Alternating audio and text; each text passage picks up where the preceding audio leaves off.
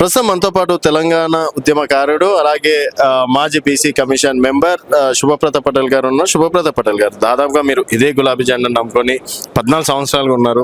So ఏ విధంగా ఉండబోవచ్చు అంటే 26 సంవత్సరాలు కంప్లీట్ అయింది. ఈ 2 సంవత్సరాలు గవర్నమెంట్కి కూడా టైం ఇచ్చేసిండ్రు. ఆల్రెడీ మీ బ్రాండ్ ఉన్నటువంటి టీఆర్ఎస్ పార్టీ కూడా వేరే వాళ్ళు పేరు ప్రకటించుకున్నారు. మరి ఇకపైన బీఆర్ఎస్ పార్టీని ఏ విధంగా చూడొచ్చు అంటారు?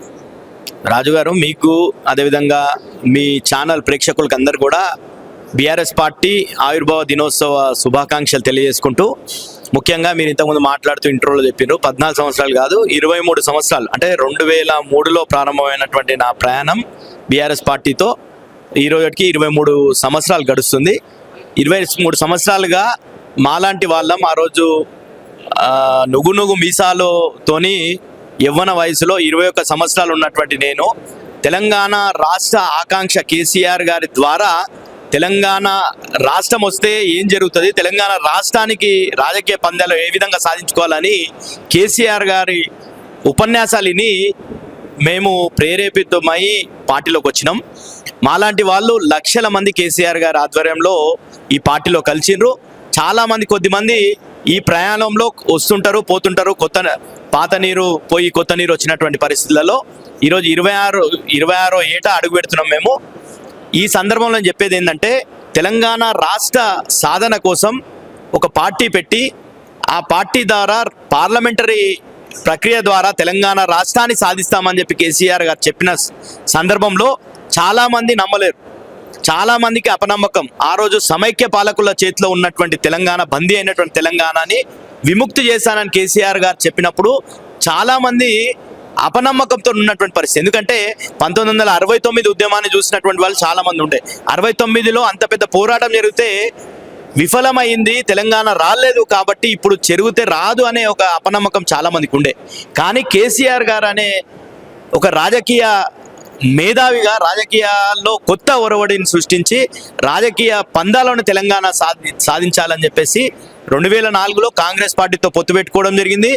కాంగ్రెస్ని తెలంగాణలో బతికించి ఎవరైతే ఆ రోజు వరకు వ్యతిరేకంగా ఉన్నటువంటి టీడీపీని తెలంగాణలో నామరూపాలు లేకుండా చేసినటువంటి పరిస్థితిని చూసినాం మనం. దాని తర్వాతనే ప్రెసిడెంట్ స్పీచ్లో కూడా తెలంగాణ అంశాన్ని చేర్చడం జరిగింది. కామన్ మినిమం ప్రోగ్రాంలో కూడా తెలంగాణ అంశాన్ని చేర్చడం జరిగింది. చేర్చిన తర్వాతనే మళ్ళా కాంగ్రెస్ పార్టీ వెనుకకు పోయిన సందర్భంలో 2006లో ఆయన ఎంపీ పదవికి, కేంద్ర మంత్రి పదవికి రాజీనామా చేసి మరోసారి ప్రజా పోరాటంలో ద్వారా తెలంగాణ వస్తుందని చెప్పేసి పోరాటంలో భాగమైండ్రు. తర్వాత మళ్ళీ ప్రజలందరూ కూడా కేసీఆర్ గారి మీద నమ్మకంతో ఎప్పుడు ఎన్నికలకు పోయినా కానీ కేసీఆర్ గారికి బ్రహ్మరథం పట్టడం.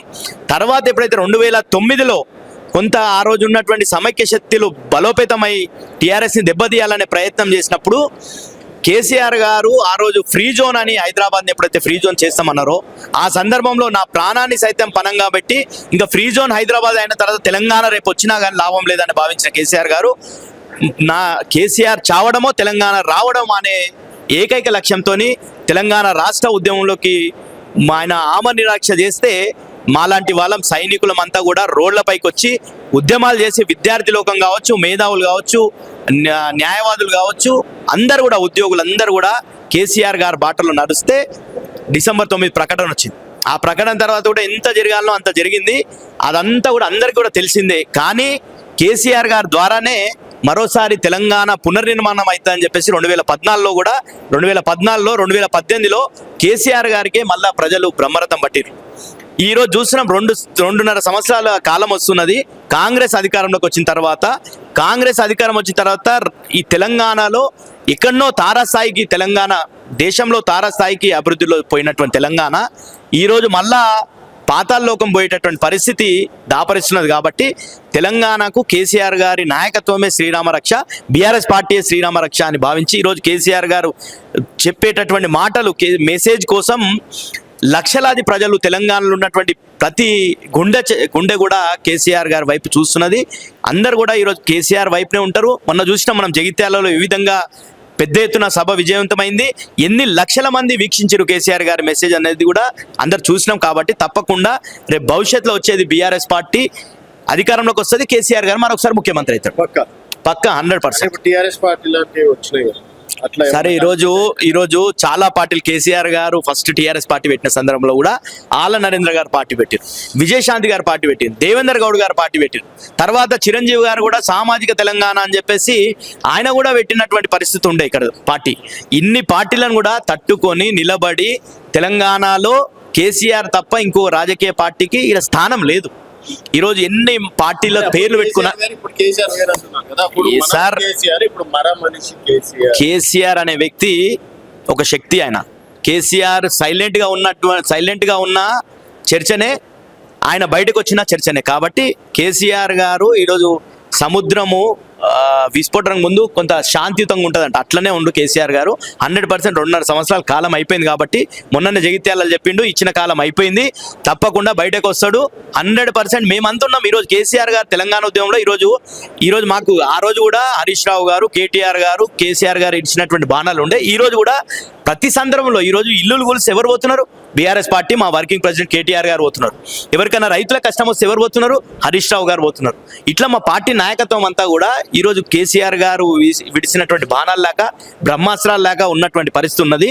కేటీఆర్ గారు, హరీష్ రావు గారు ఫీల్డ్ వర్క్ చేయడానికి లక్షల మంది మేము సైన్యం ఉన్నాం.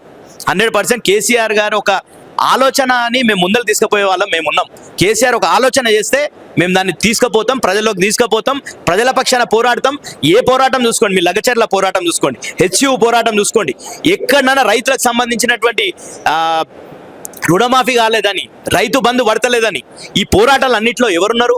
విద్యార్థులకు సంబంధించినటువంటి ఫీజు రియంబర్స్మెంట్ రాకపోతే ఎవరు పోరాటం చేసి? ఈ అన్ని పోరాటాల్లో ఈరోజు హైడ్రా మూసికి వ్యతిరేకంగా ప్రజల పక్షాన పోరాటం చేస్తున్నది బీఆర్ఎస్ పార్టీ. బీఆర్ఎస్ పార్టీ నాయకత్వం మా కేటీఆర్ గారు, హరీష్ రావు గారు కూడా కేసీఆర్ గారి డైరెక్షన్లో పనిచేస్తున్నాం మేము. 100% అన్న డైరెక్షన్ ఎప్పుడు ఇచ్చినా కానీ పనిచేయడానికి లక్షల మంది సైన్యం రెడీగా ఉంది.